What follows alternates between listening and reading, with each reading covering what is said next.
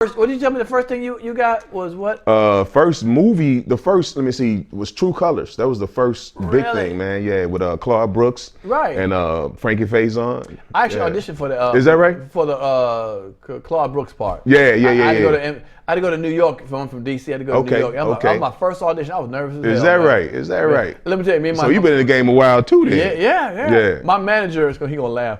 He gonna see that we got in an argument in the elevator.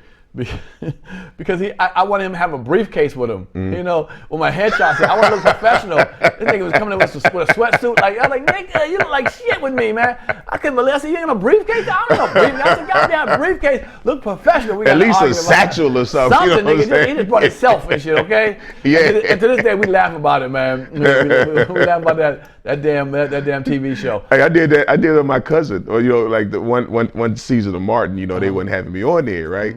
And because I wanted more money, we was like negotiating. So I told my cousin, I said, you know what, just go in there and act like my manager. You know, she a pretty girl. She went in there and act like my manager and stuff, man. And I got the more money. Really? Yeah. And she was just sitting up there talking like she really knew what she was doing. Right. I love it. Yeah, man. It's funny. I had an office. It's not the difference. I had an office one time up in the attic when I was producing a movie, and my secretary was across from me, and I was sitting right here.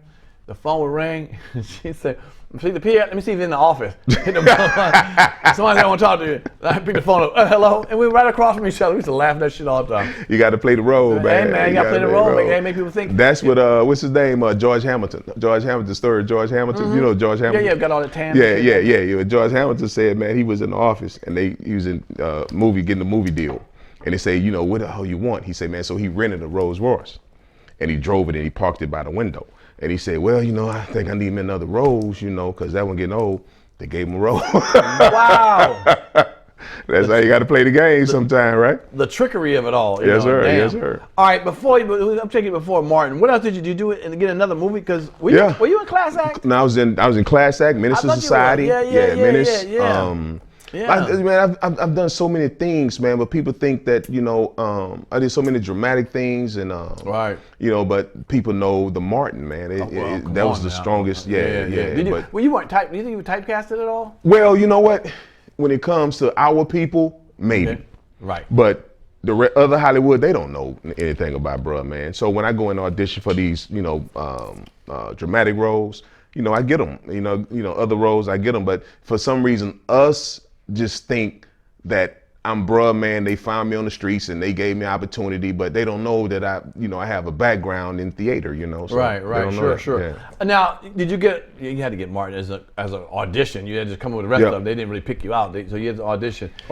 What was the role when you first saw it? The brothers walks in the house, eat something, leave? It was like, he go to Martin house during the boxing episode and go in his refrigerator and, to me, I played it straight up. And Eileen McKnight, she said, can you do something different?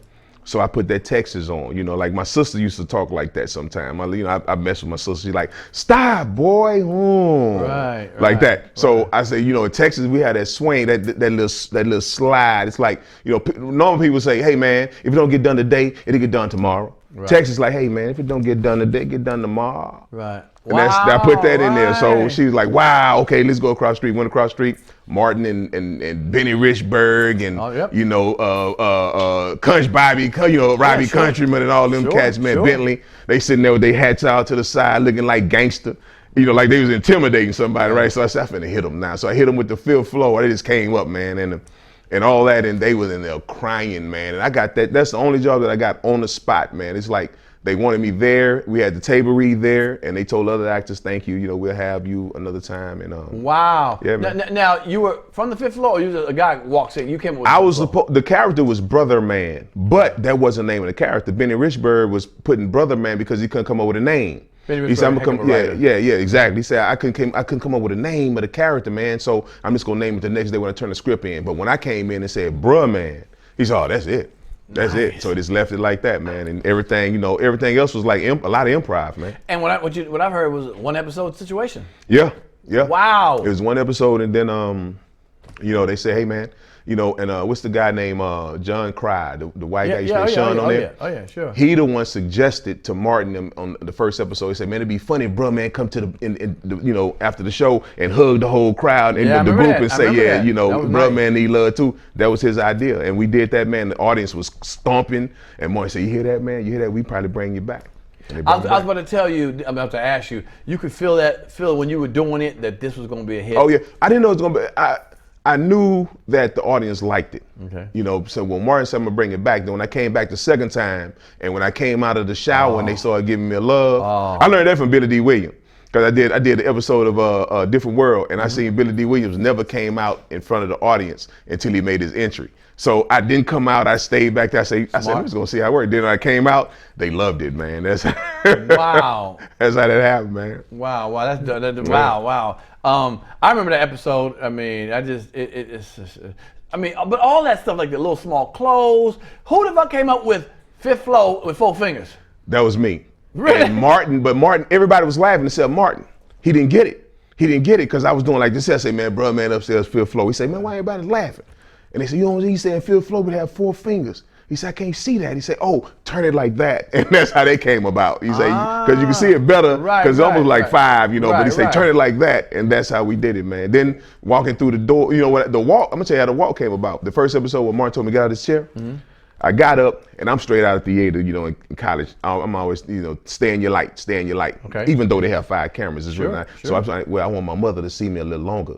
So I got up and I started walking slow with the bop. Right. And that was it for the miles, man. Really? And Tashina's like, yo, you seen the walk? That walk was hilarious. That's how the walk stayed in, man. Ain't that crazy how just the little nuances, the little things, the little things, man, that made that to such a huge, you know. Yep, and see, and I was right out of college. I was right out learning stage movement and expressions, and I was like, you know what? I'm just gonna do this character with expressions and the time, and you know, like, you know, when I go out the window, you know, some people like do like that and go out the window, but you know, it's the time. It's like. Right. Then go. You know what I'm saying? All the little bitty things. You know how. And that made it that much more funnier. Wow. And you did how many? 12 episodes? Probably 12. I think 12. No more than 13. And what, fucking 100 shows? Yeah. And you stand out like some people think you probably was a regular cast. I know a lot of people do think that, man. And you know, a lot of kids, man, they used to tell me they thought that Martin, you know, found me on the streets, and you know I was homeless. And they gave me a job. Man. Yeah. So that was cool. I mean, I think that's a compliment if I made them think that I was that type of character. You know what I'm saying? So right. Now, you still stay in touch with any of the people? Car Pain. You know, man. I mean, I was tight with Tommy. I was tight with Tommy. May rest in peace. I was tight with Tommy, man, and we liked the electronics, man. I'm an electronic, but we used to have. I think we was the first cast that had the Liberty portable VCR players, 8mm.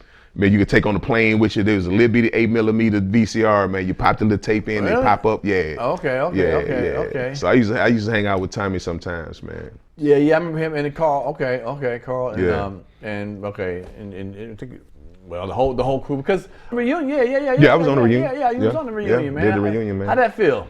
Man, it felt like we never left. It felt, you know, it was two times that I did the Chris Brown and Big Sean video. They had the set. Set. And then when we did the reunion, man, those 2 times it really felt like I was back in the saddle again, you know, hanging with them, you know what I'm saying? So that was cool, man. You told me a funny story that how one time Martin came to bat for you. You was walking on the set and he picked you up in a car. Oh yeah. What was that? Man, I was on a set and I think I was supposed to be there at 10 o'clock. Now hold on. Was this was like the first time? This is like the second time? How many times had you done Bruh Man by that time? Probably about maybe 5, 6 times. Okay, so you was in the rhythm. Yeah, I was in the rhythm. Okay, go ahead. All right. And I think I was supposed to be on the set at 10. Yeah. I thought I was supposed to be on 10. And Martin started me on the lot and he picked me up.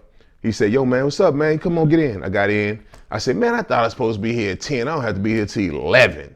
Right. He like, oh, yeah, okay, cool. So we got into the thing. We sitting around the table. And so Martin said, yo, who told Reg you're supposed to be here at 10? You're supposed to be here at 11. I wasn't saying it like that. I was just I was happy to be there. I'm going to chill in my trailer, you know. Sure. Man, they got him and the producers and took it to the back. They got into it, man. And I'm sitting there in front of Tommy and Tashina and Tisha, feeling like a big donkey with the ears, man. I'm like, oh, man, like I'm a snitch. I'm like, oh man. right. But yeah, but it was kind of cool. He went to bat, but I didn't want him to do that though. Like that, right. You did. The producer didn't look at you differently after that. Nah. They was always cool. Matter of fact, they put me on another show, man. The show with Maestro. Okay. Yeah. Maestro had a show called The Show. Okay. Yeah, we did like about 7 episodes, and then Okay. yeah, You same always producers. working on something. Shit, you popping up here, you popping up there, you always popping up somewhere. You know what I'm saying? You know, and it's.